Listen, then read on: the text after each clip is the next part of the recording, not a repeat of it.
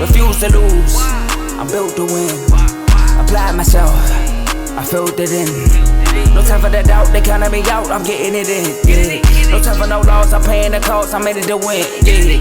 Refuse. Mine, it can't be diffused. If you ain't thinking the same, then we playing by different rules. You can't see the vision, we living at different views. Until we complete the mission, keep getting up, never snooze. I walked a mile in my shoes, had the mind of a fool, chasing diamonds and jewels. Trust me, I was confused. Started minding my business and used my mind as a tool. Ended up finding my purpose and found the time to get to it. They told me I couldn't do it, they told me I couldn't make it. They sold it, could never break it. That's sadly mistaken. I need a piece of the pie, I want it so bad I can taste it. They told me like Toby, keep on running, toes they gon' take them. Refuse to lose, built to win. Applied myself, I filled it in. No time for the doubt, they counted me out, I'm getting it in. Yeah. No time for no loss, I pay for the cost, I'm winning to win. Yeah. Refuse to lose, I'm built to win. Applied myself, I filled it in. No time for the doubt, they counted me out, I'm getting it in. Yeah. No time for no loss, I'm paying the cost, I'm in it to win. Yeah. Refuse. Welcome to Zero Sports Talk. I'm Zero Griffey, and the round of 16 is over. Down to the last 8, so let's talk about it. Now, I'm going to start from the end to the bottom. I don't know what you want to call it. I'm going to say the end, which was Colombia and Switzerland, and work my way up because now I didn't see all of Colombia and Switzerland, but one thing is for sure. If a favorite team goes into a penalty showdown, they probably are going to lose at this point. It is ridiculous. Switzerland and Colombia couldn't get any goals for the entire match. Extra time, nothing. A lot of chances, a lot of close calls. Neither team could find the back of the net. So the game goes into penalties where Colombia started off strong. Both teams both hit their penalties. The first one. Switzerland hits another one. Colombia misses their second. But then Switzerland misses their third. Colombia has life. Colombia hits their third. Back at it, Switzerland hits their fourth. But Colombia misses their fourth. Now Colombia has to hope for another Switzerland miss or it's all over. Unfortunately, Colombia does hit their penalty to keep it alive. Switzerland hits theirs to end it. And the only round of 16 game that I was wrong about comes to an end as Switzerland moves on. And I gotta say, how about Switzerland, man? I don't think anyone, I know I for sure haven't, has been paying attention to them. How did they make it to the final 8? Like, I'm in shock. I know the media doesn't even mention them at all. Part of me forgot they were playing in this round of 16 because they were the last game and it was against Colombia. But shout out to them. They made their country proud. They made their fans proud. They deserve all the roses, all the flowers.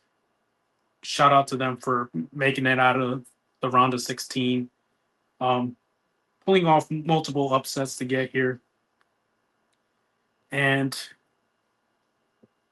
we'll see what they do in the quarterfinals because the next game I want to talk about, you all know, was the second game of the day, the game that went first. Yeah. It's Argentina versus Egypt. Now, the script writers were cooking on this one, I'm not going to lie. We begin in the 15th minute. Egypt, up to a fast start, score the first goal. Okay, Argentina's been down before. Not a big deal, right? I'm going to say I was surprised at how fast Egypt started. So the game already, to me, was already a shock. But again, I know how the script goes. Argentina probably going to score like 3 unanswered, right? Not exactly. In the 67th minute, Egypt takes a 2-0 lead. And before that, actually, Messi has a penalty kick. And I got to say, shout out to Egypt's goalkeeper. Because in this matchup, in that penalty, in that moment, we all thought it was going to be good. Argentina's going to tie. Not really much else. Let's continue with the game. Argentina's probably going to go on a run. Whatever. No. Because Mustafa Shober, I hope I'm pronouncing that name right. I'm probably not. Makes a stop on Leo Messi's penalty kick. And it looked kind of, I don't know, it didn't look like a typical Messi penalty kick. It looked kind of like everyone knew where the ball was going. But especially Mustafa, shout out to him. Because for 80 minutes in this game, he was the main character. Egypt, they were the main team. They were dominating. Again, in the 67th minute, they score another goal, make it 2-0. And at this point, we're all thinking it. We're all thinking it. It's going to happen. The defending champs are finally going to get upset. Those script writers, though. Those script writers, they were cooking. And we're like, no. We got y'all hopes up, but hold on. There's a plot twist. There's always a plot twist.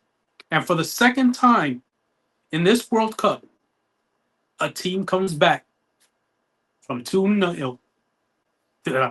Said that wrong. 2-0 in the 80th minute. Because Argentina goes on to score. It was Christian Romero in the 80th minute, 79th, 80th minute, around there. He scores the first goal. Argentina cuts the lead in half. But it's like 10 minutes left, plus a little bit of stoppage time. Maybe Egypt can hold on. And Egypt's been playing well all day. Again, Mustafa Shober was basically the main character of this whole game. He was an MVP, making consistent stops. No way. No, like, Egypt still got it right. Not even 4 minutes later, Lionel Messi decides, you know what? I'm done messing around. I'm done pretending to miss kicks. Here, hold this. As he hits a volley into the back. Well, it wasn't a volley. Ball, whatever. He strikes the hell out of the ball coming into the penalty box for the game-tying goal. And at this point in time, we're all like, yeah, we shouldn't have even thought about it, you know? Script writers, they love to tease us, but the real main character of the story is Messi. We all know it. A lot of people are afraid to say it. I can say it. He's the main character. We're just living in his world. This is his world. Argentina, that's the main team. Egypt, it was fun, but you're just side characters, man. You're Vegeta to Argentina's Goku. You're Sasuke to Argentina's Naruto. And that's all I got to say about that. Because at the end of the game, you think, maybe if Egypt can get it to penalties, kind of like what happened with Switzerland, Colombia, which happened later in the day, or what happened with Germany, and when they got eliminated, penalties. Penalties help the underdog all the time. So if only Egypt can get it to penalties, the upset's still alive, right? Again, Egypt's not the main character, or that's probably how the story will went. No, because in the final minute of stoppage time, without a chance for Egypt to respond, Enzo Fernandez scores the game-ending goal, the go-ahead goal, the clincher. And Argentina moves on. And it was a great game. I'm just talking about it like it was like a conspiracy or something, but it was a great game. But it just felt like it was bound to happen. Like when it happened, when all this happened, it's just like, of course, Argentina pulled it off. Why? What were we thinking? Egypt, really? Like, shout out to Egypt though. Great World Cup. Heartbreaking way to end it. Again, second time a team's come back from 2-0. Belgium did it against Senegal.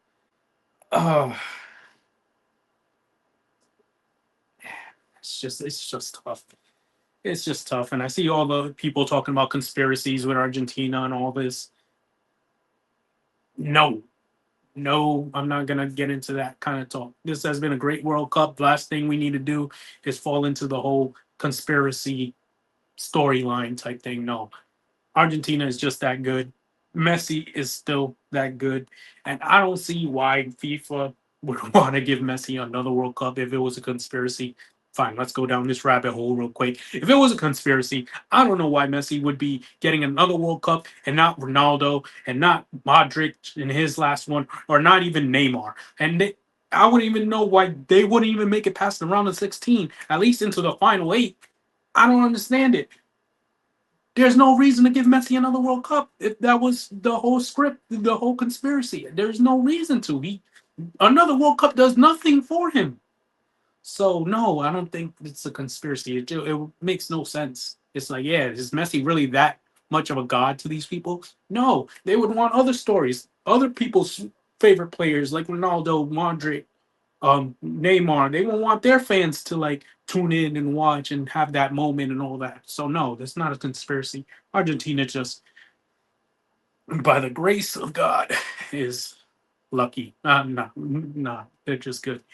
They are good, and their run in this tournament is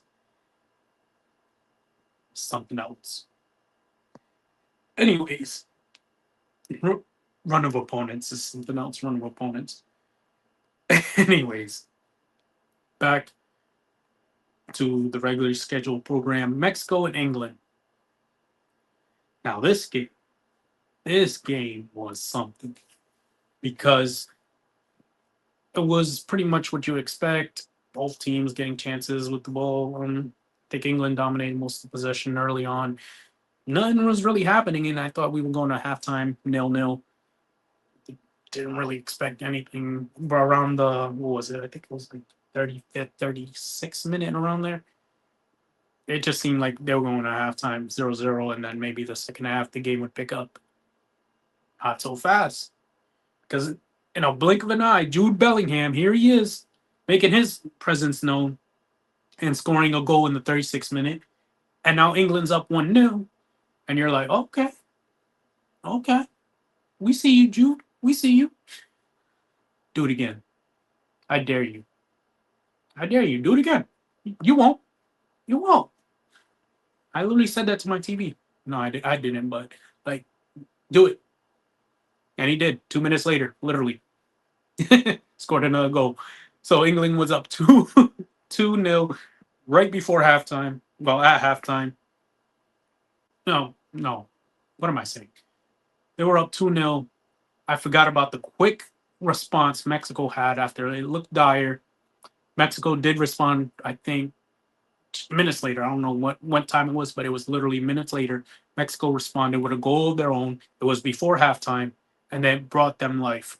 So, instant classic starting up right before the half. Second half, it looked like Mexico was about to be buried, and they come back. They make it a game. Now, what happens in the second half? Well, the second half starts off with a bit of controversy because Gerald Kwanzaa decides to make a foul that sends him out of the game. Red card, ejection. Now England, who has a 2-1 lead, is down to 10 men. Not ideal. But you know what would help England? If somehow Mexico fouled somebody in the penalty box, which they did. And so up comes Harry Kane, who was pretty much automatic. I think he missed one in this World Cup already, but he's pretty much automatic. I doubt he's going to miss two times in a World Cup. And of course he doesn't. He scores the penalty. Now it's 3-1. England. Game over, right? England's still down. A man. So what happens? England says, you know that penalty you gave us? Thanks for that. How about we give you guys the same thing? Let's keep this interesting for like no reason. Let's just keep following each other in the penalty box. Up comes Raul Jimenez to kick the penalty, and he's just as automatic as Kane. He scores 3-2. England's still on top, down to 10 men. I never count the goalie in this. Down to 10 men. And honestly, most times I'd be like, England is in a good spot. But when you're down 10 men and Mexico's dominating possession, it don't look good, especially at the end of the game. Chance after chance after chance after chance, Mexico got to tie this game up. And I don't know what to call. I don't know what to call it. Like guts, grit. I don't know. England just survived. It was like I was so sure Mexico was gonna score that goal to tie it up, and it just never came. And England, what was it? It was like stoppage time too. It was like 11 minutes. 11 minutes of stoppage time. So everyone, I was definitely at the edge of my seat. I'm not gonna lie. I was definitely like people say that and they not know. I was at the edge. I was ready to fall off my couch. 11 minutes of stoppage time. Mexico dominating the ball, only needing a goal to tie it up. England down to 10 men. I love the World Cup. Somehow England pulled it off. Somehow.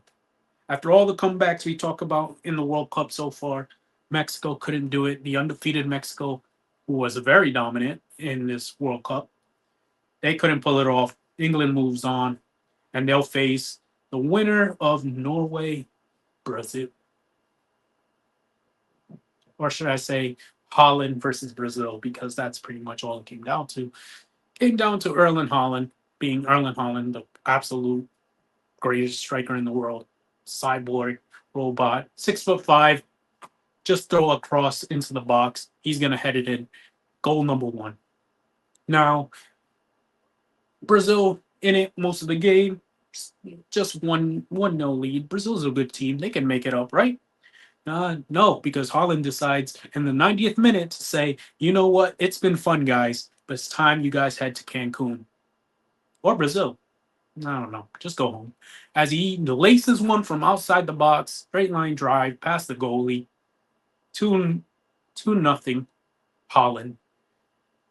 Neymar does get a penalty kick in his last goal for the World Cup as he retired right after the game. But all for naught because it was in the 90th minute, so the game was pretty much already over. It was more like a consolation. At least you scored. You did talk trash to the goalie. I saw that.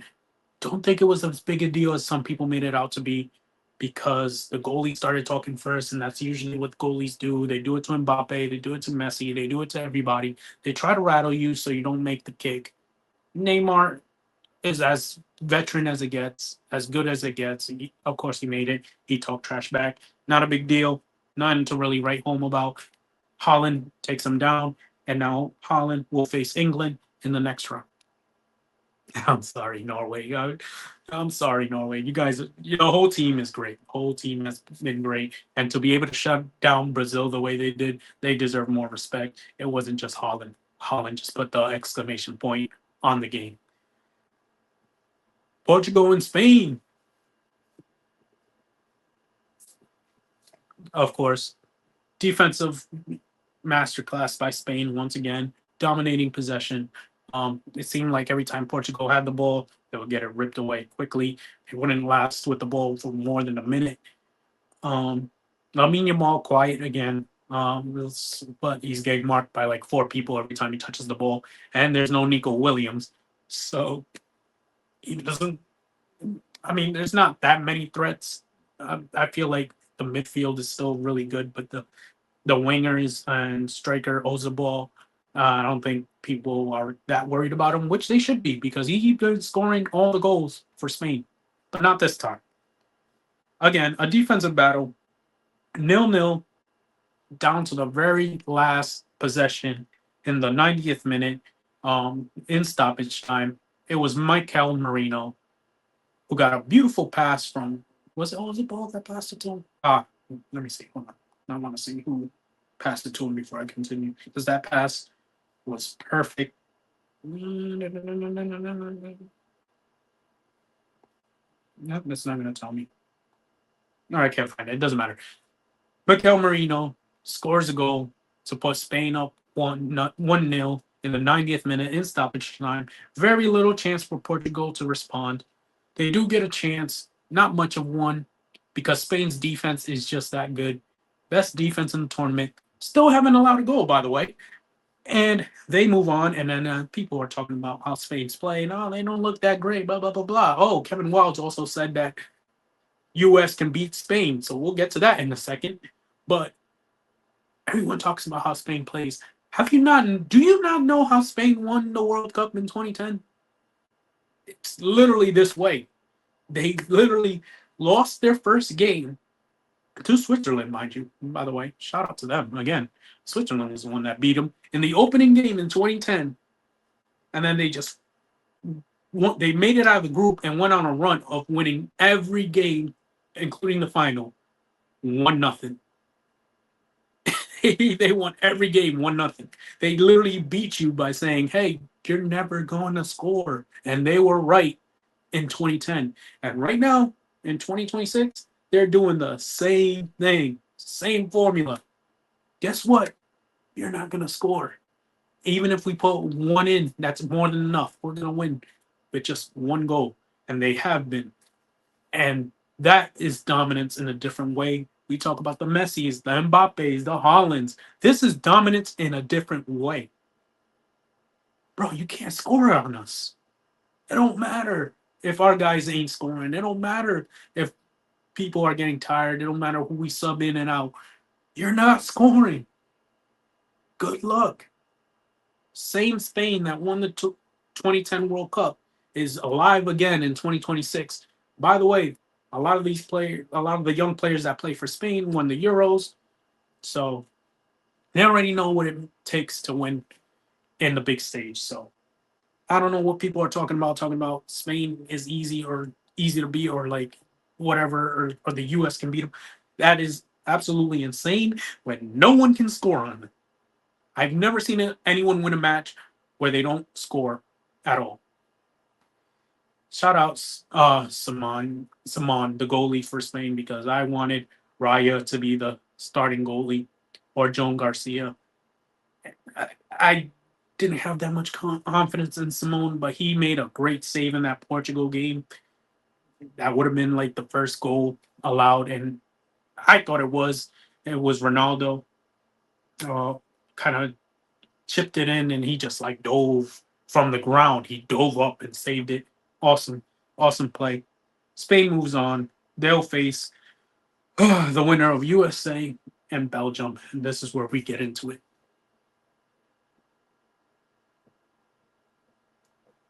You know what happens when you host the World Cup? Americans. I'm gonna speak strictly to the Americans. I'm American, by the way. You know what happens when you host the World Cup? You automatically qualify. You don't have to go through the concave. You don't have to go through AFCON. You don't have to go through the Euros. You don't have to play anything. You just sit back, relax. You're in. You're the host. Of course you're in. Because people want to see you because you're the host, right? Same thing with Canada. Same thing with Mexico. But we're not talking about that. We're talking about you, America.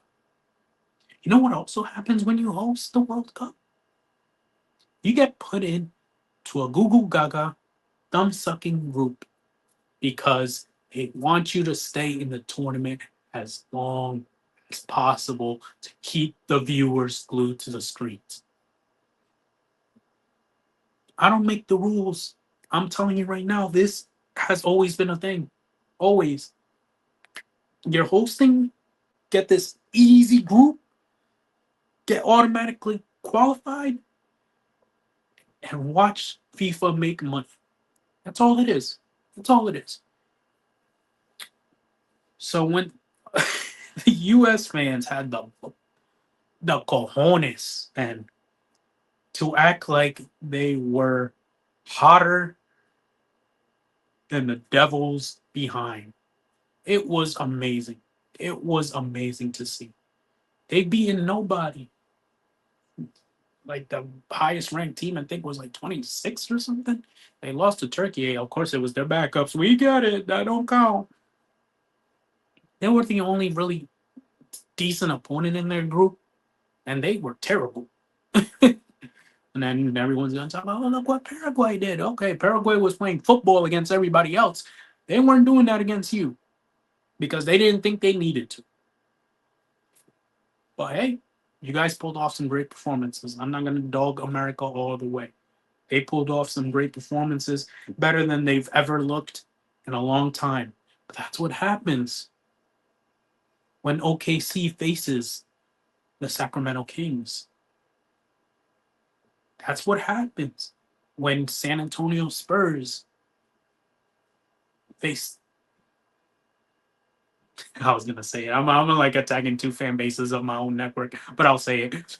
That's what happens when San Antonio Spurs face the Washington Wizards. We'll see how they are with Devonta. Shout out Washington. I'm just putting it out there. That's what happens when the Dodgers face the Rockies. That's what happens. I can't even use them as an example because they suck this year. But I was gonna say Chiefs. Never mind. But anyone can look good against bad teams, right? That doesn't make you good. Not until you face someone who's considered better than you. And a lot of US people did not believe Belgium was better than them, even though Belgium was ranked higher than them. Yes, it's not Belgium's golden generation anymore, but some of them are still there. Older, older, they're unks. I get it, but they're still there. And you know what the funny part is? Two of those golden generation players didn't even start the game. And this is how it went. Belgium quickly scoring the first goal of, I think it was a header, Charles Catalare in the 9th minute. Fantastic. From the opening whistle, it looked like the U.S. was outmatched, but then they catch a break. Malik Tillman, probably their best player. I don't know who Pulisic is anymore. I know Pulisic is, but I just, like, why is he the face of America so much? I don't get it. I never get it. He's always hurt. It's like Joel Embiid with the Sixers. It's like, why are you the face now? Like, give it to Maxey. Like, what are we doing? Anyways, Malik Tillman laces one in the 31st minute to tie it, and now all is looking right. They can do it. They can hang with Belgium. It was just a fluke. Belgium got that first goal. It was just a fluke. We in this. We're winning it. We're gonna go on and beat Spain. No, because literally 2 minutes later, Catalare again scores another goal in almost the exact same fashion. Brutal how they couldn't. What was it? Tim Ream couldn't stop him or even find him or something. I don't know. He kept looking lost every time a ball was in the air in the box, and it was bad. It was bad. Or either a cross or it was in the air. So 2-1 Belgium, and then we get to the best moment of the game when apparently, I'm sorry, but I don't know why Matt Freese thought he was prime newer, going out 25 yards away from the goal. What a player, breathing down his neck and try to, like, I guess, clear it. He tried, clear it. And somehow, as a professional soccer player, goalie, whatever, your foot gets caught in the ground. How do you not know how to kick? Like, that was crazy. I know he knows how to kick, but, like, in that moment, how did you not know how to kick? You just underestimated your own, like, I don't know. But his foot gets stuck in the ground. Belgium kicks it to the midfield. What was it? I think it was Hans Bakken. I can't pronounce these names. But shout out Vance. He kicks it more than 25 yards out, almost at the midfield. Ream again is there. Can't stop the ball for nothing. Goes right by him into the goal. 3-1 Belgium. And at this point in time, everyone knows the U.S. is overmatched. So what happens next? Well, Belgium, for some reason, just decides, you know what? It's not enough. It's not enough. Bring in Doku. Really? Bring in Lukaku. Really? Overkill? No, no, no. Overkill a little bit? No. You already made your point. You dismantled them with all your stars. Why do you need to bring those two in? And then in the 90th minute, just to rub a little salt in the wound, Lukaku is bullying a U.S. defender, stiff arming him like prime Derrick Henry, and scoring a goal to make it 4-1. U.S. is eliminated in a way that is not surprising to me. They were not that good. To lose to the past their prime golden generation Belgium with 3 of their stars not playing, not starting, anyways. That should say a lot. This wasn't like some fluke win for Belgium. No, they dominated you. And everybody else that's left in this field would have dominated you. Man, I kind of wish they did play Spain just to see what would happen. But they probably wouldn't have even touched the ball, honestly, against Spain's defense. But whatever. Anyways, U.S. is eliminated. Spain will face Belgium. What's to be a good match. It looks like Belgium's found a little bit of a rhythm, or maybe it's just the U.S. I don't know. It's probably just the U.S. But we'll see. Paraguay, France. I'm going to be quick on this one. Paraguay put up a good fight, but again, they were playing football for like no reason. I don't know. I guess it's just what South American teams do is just play football. And like, I'm talking American football. I should have been more specific about that. They were playing American football. They were playing rugby. For some reason, it's like when they're losing or when they're overmatched, they just say, let's foul. Like, let's foul, let's hurt, let's injure. Let's try to do everything possible to like ruin the game, I guess. I don't know why. Because Uruguay did the same thing with Spain, ultimately injuring Nico Williams, and now Paraguay is doing the same thing. I've seen Argentina do it. It's like, why? I think Brazil is the only team I haven't seen play rugby when they're losing. So I don't know what's going on there. But France only won because Mbappe got a penalty, scores the penalty, mocks the goalkeeper, which was hilarious. And yeah, other than that, not really much from this game except the Paraguayan president or something, the senator, I don't know, was being racist for some reason.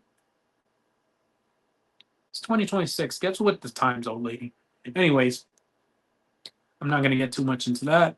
So let's move on to Morocco versus Canada, which was also a game I thought one of the host countries had no chance in.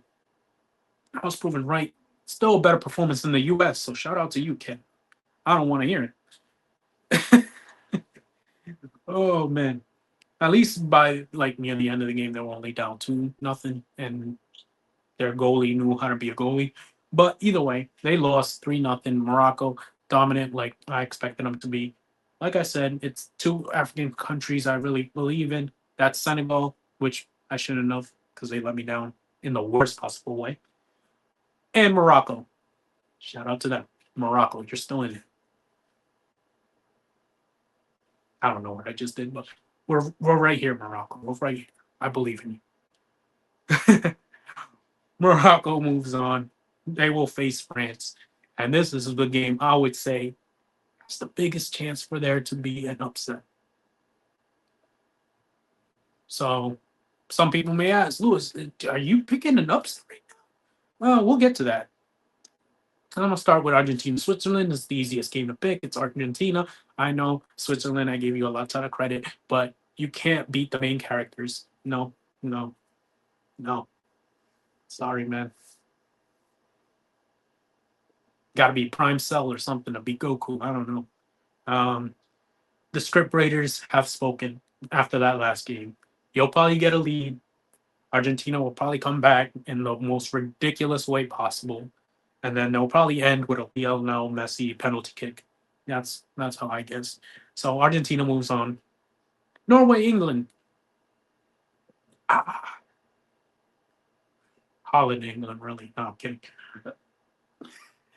This is it. This is it. Last round, I said this isn't the moment for England to lose. No, no. They've broken their fans' hearts so much, but it wasn't going to happen to Mexico. It's going to happen to one of their own. This is it. Holland is going to crush the hearts of England. There's everywhere. Oh, I feel like I said that wrong. So Norway moves on. Shout out to them. If they do move on, that is actually insane for Holland's World Cup debut too, to make it the final four. That's oh man. Anyways, I got England. Argentina will face England in the final four. And Spain, Belgium. Obviously, I'm a big Spain. Belgium, we'll see if what they did against the US is a turning point for them. They haven't played well in the tournament. They've had like one good game, and like obviously they dominated a lesser opponent in the United States. Um, but Spain's just been consistently Spain. They've just been that consistency of we're gonna tire you out. We're gonna keep possession. Every time you get the ball, we're gonna take it back in an instant. You're not gonna get a goal on us. We're gonna get one on you and then crush your souls and all that. So I'm picking Spain. Spain is in the final four. And then France, Morocco. This is why I say the best for last. The best for last. Because this is the chance, the time where I think an upset could happen. Now, am I picking an upset?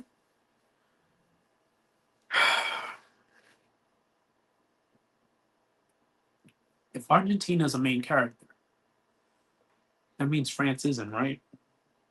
So it's okay to pick against France, right? Right? I can pick against France, right? They're not the main. Argentina is still the main character, according to everybody. The conspiracy is for them. I haven't seen anyone talk about conspiracy for France. So it should be cool to pick against them, right? France wins.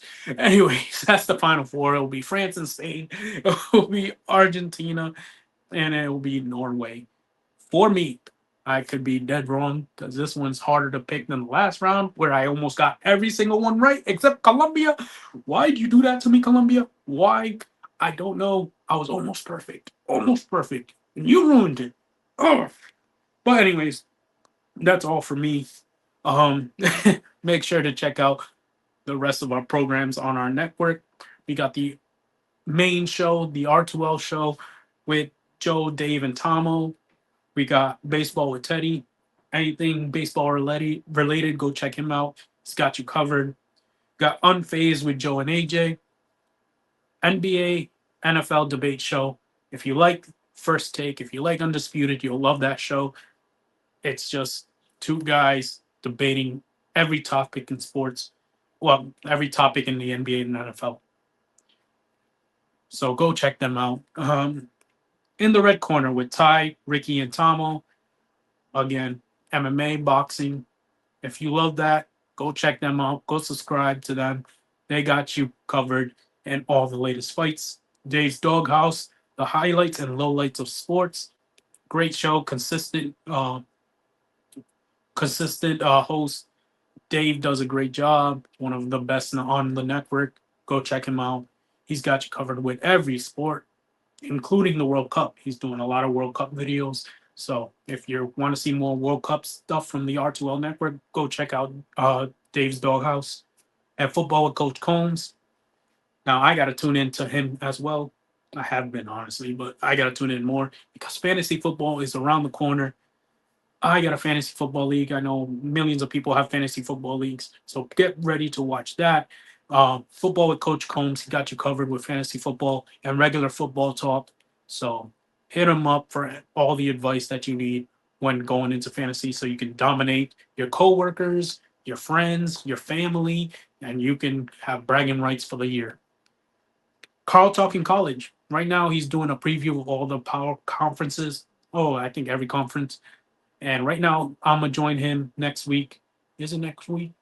Yeah, next week for the Big Ten preview. So catch me on there with Carl talking college. He mostly talks about the NCAA football and basketball. Shout out to him for having me on the show, and looking forward to doing the Big Ten preview with him. I'm a huge USC fan, so I love college football in general. Sometimes I watch it more than the NFL. Yeah. But last but not least, Real Ballers Only with Vaughn. Go check him out for all the basketball talk. NBA offseason is crazy right now. So many trades, so many people switching teams. It literally makes no sense.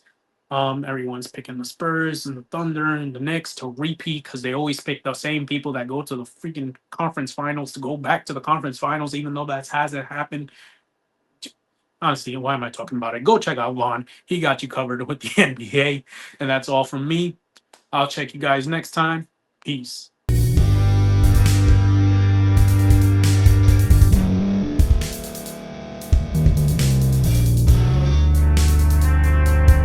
Thank you for staying to the end. If you're watching this on YouTube, please like this video, subscribe, and also hit that notification button so you can be notified next time we put out a video. If you're listening on any podcast platform, subscribe and hit that notification button, y'all, so you can be notified we put out another podcast audio. And last but not least, hit that share button. No matter what you're listening to or watching it, hit that share button and send it to somebody that you know that would love to watch this episode you just listened to. So once again, thank you for staying to the end, and we'll see y'all in the next episode.